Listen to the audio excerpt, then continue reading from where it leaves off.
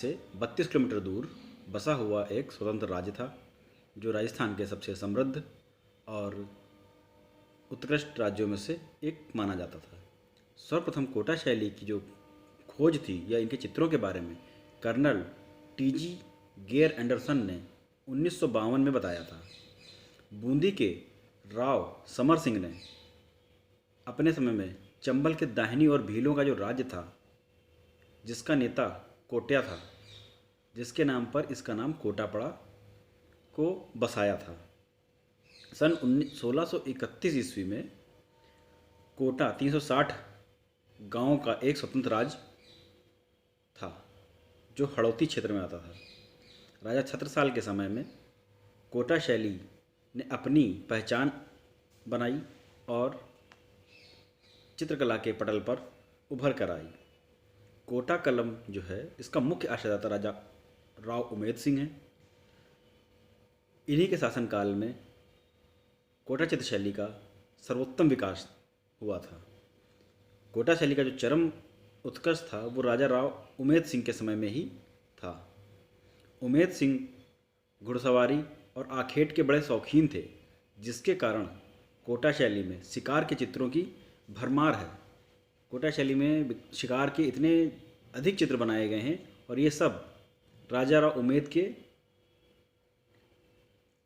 अपने व्यक्तिगत शौक की वजह से बनाए गए।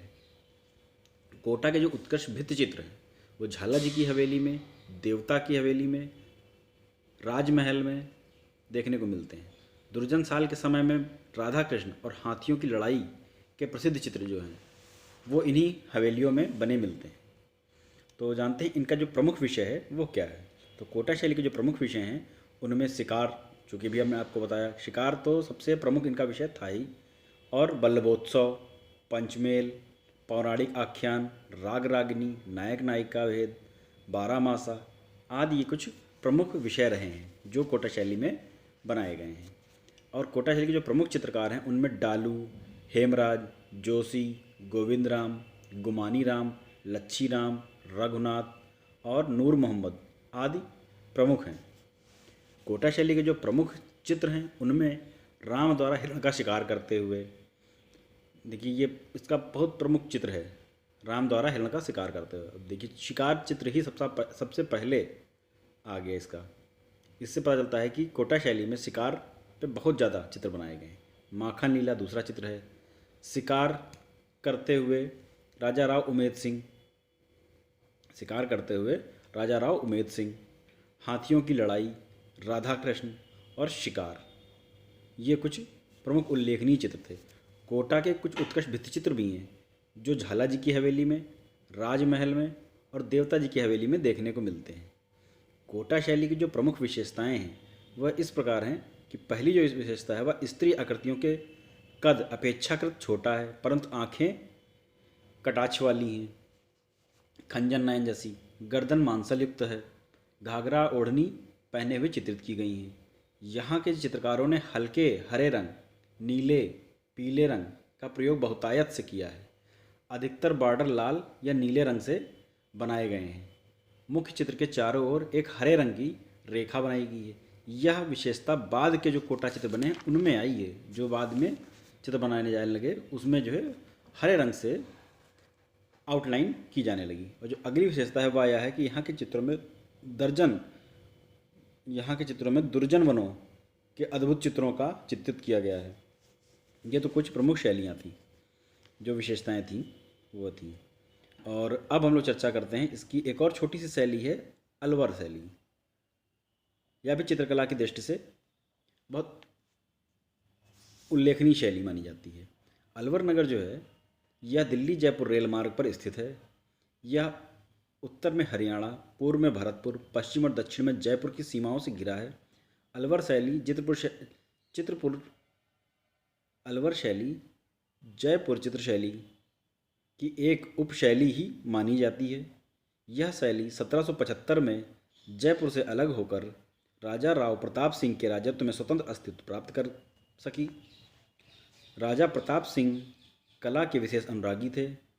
उनके राज्यकाल में शिव कुमार तथा डालू राम नामक दो चित्रकार अलवर आए। डालू राम भित्ति चित्रकार जो भित्ति चित्रण में सिद्धस्त था, यह जयपुर से ही आया था।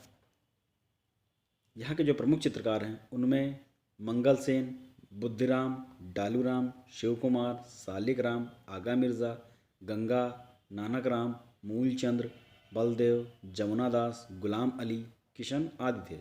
डालूराम जो भित्ति चित्रण में सिद्धस्त था और मूलचंद्र हाथी दांत की पटरियों पर चित्रण करने में प्रसिद्ध था। अलवर शैली की जो विषय वस्तु थी वह राजपूती वैभव, विलासता, कृष्णलीला, शिव संबंधी, राग रागिनी, बारहमासा, पशु पक्षी, साधु संत इत्यादि विषयों पर यहाँ चित्र बनाए गए हैं। यहाँ का जो सबसे प्रमुख चित्र है वह है नेफरी वादन। यही एक चित्र मिला है जो सबसे प्रमुख है इस शैली का, इसलिए इस चित्र की बहुत अधिक महत्ता है। अब हम लोग जानते हैं अलवर शैली की विशेषताएं क्या हैं। तो यहाँ चिकने और उज्ज्वल रंगों के प्रयोग से चित्रों को आकर्षक बनाया गया है। लाल, हरे और सुनहरे रंगों का प्रयोग विशेष रूप से हुआ है। बादल सफ़ेद, शुभ्रम आकार, पशु पक्षियों से युक्त वन उपवन, नदी नालों पर्वतों आदि का अंकन अलवर की प्रकृति परिवेश के अनुकूल ही हुआ है। अलवर शैली की प्रमुख स्रोत मुख्यतः जयपुर था, परंतु मुगल के प्रभाव के मिश्रण हो जाने से इस शैली ने अपना पृथक अस्तित्व बना लिया। क्योंकि जयपुर में मुगल शैली का प्रभाव आ गया तो अलवर अपना अलग प्रभाव बनाने लगी। जयपुर में मुगल मिक्स हो गया, लेकिन ये एक अपनी स्वतंत्र शैली में चलती रही अलवर आगे। यहाँ सुंदर हाथियों से सजी वसलियाँ अलवर